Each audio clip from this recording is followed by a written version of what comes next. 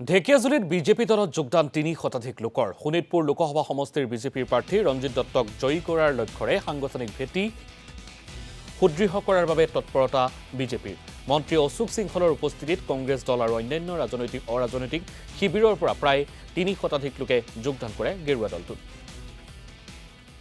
প্ৰধানমন্ত্ৰী ডাঙৰীয়াই নিষ্ঠা সহকাৰে দেশত এটা পৰিৱৰ্তন আনিবলৈ সক্ষম হৈছে।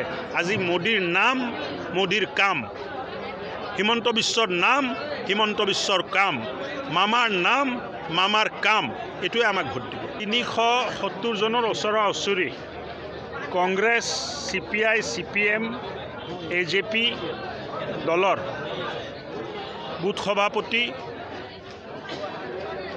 মণ্ডল কংগ্ৰেছৰ সভাপতি, কংগ্ৰেছৰ প্ৰাক্তন পঞ্চায়ত সভাপতি, পঞ্চায়তৰ পলিং বুথৰ এজেণ্ট, আজি কংগ্ৰেছৰ কাৰ্যকৰ্তা নহয়, কিবা নে কিবা এটা দায়িত্বত থকা, CPI, CPMৰ দায়িত্বত থকা আৰু AJP দলৰ দায়িত্বত থকা কাৰ্যকৰ্তাই ভাৰতীয় জনতা পাৰ্টিত আনুষ্ঠানিকভাৱে যোগদান কৰিছে।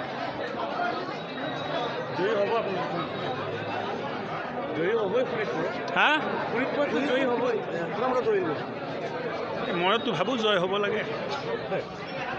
কালি কেনেধৰণে মনোনয়ন পত্ৰ দাখিল কৰিছে? ৰাইজৰ বহুত সঁহাৰি, আমি ৰাইজক বহুত মাতা নাই আহিবৰ কাৰণে। কাৰ্যকৰ্তাৰ উৎসাহ, নিজে নিজে যদি আহে বেলেগ কথা, নহ'লে আমিতো তাত সৰুকৈ গোট খাই খোজকাঢ়ি গৈ মনোনয়ন পত্ৰ দাখিল কৰিম। আমাৰ ৰাজ্যিক সভাপতি আহি আছে, আমাৰ UPPL দলৰ ৰাজ্যিক সভাপতি আহি আছে আৰু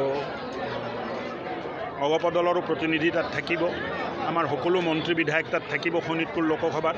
চ' মই ভাবোঁ যে এখন ভাল উৎসাহ আৰু উৎসৱমুখী পৰিৱেশত কালি মনোনয়ন পত্ৰখন দাখিল কৰে।